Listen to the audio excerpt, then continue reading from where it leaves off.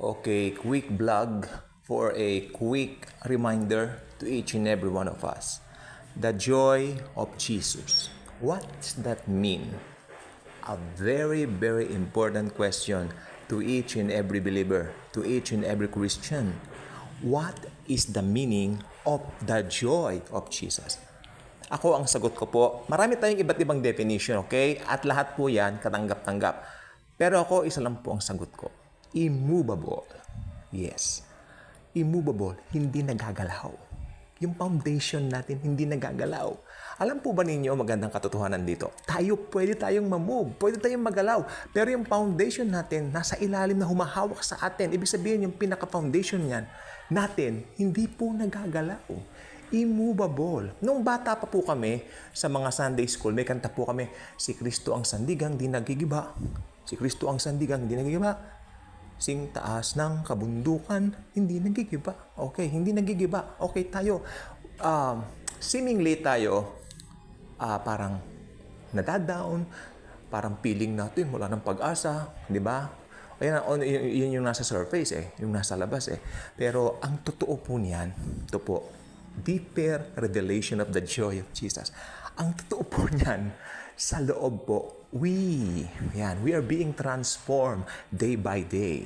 Gamitin natin yung mga seemingly na mga pangit na pangyayari sa buhay natin na opportunity para tayo lumakas. Okay? Harapin ang buhay as it is. Ang buhay po, hindi po, may kanta ako narinig sa DCS, ang buhay ng Kristiyano ay hindi puro alleluia lang. Agree.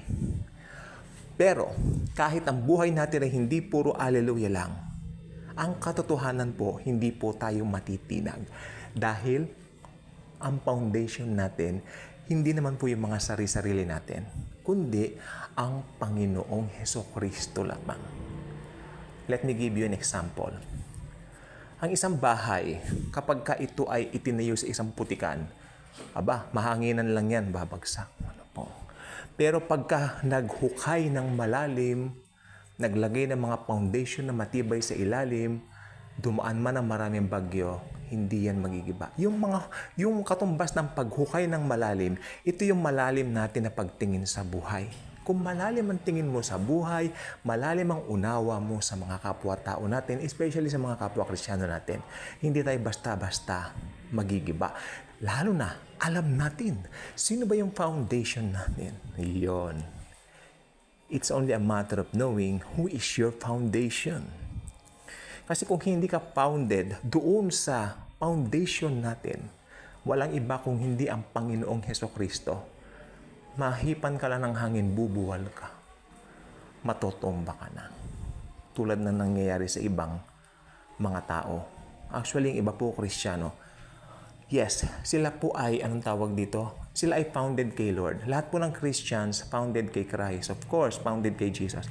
Pero ito pong gusto kong sabihin hindi sila conscious na sila po ay founded doon sa ating rock. Blessed be the rock of my salvation. That's Jesus Christ.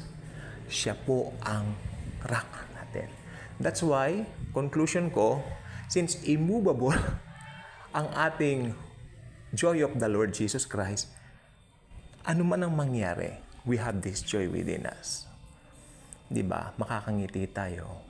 Yes, okay, because Jesus is with me. Pero right after that, sabi ng Bible, after that, konting pagsubok, patatatagin ka niya at ibabalik ang iyong kalakasan upang maging kalakasan din tayo sa ibang mga tao.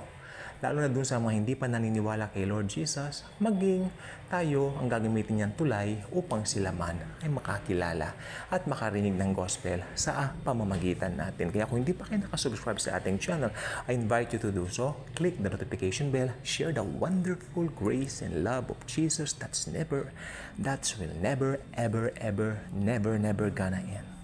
Forever and ever, He is our only true foundation. Forever and ever.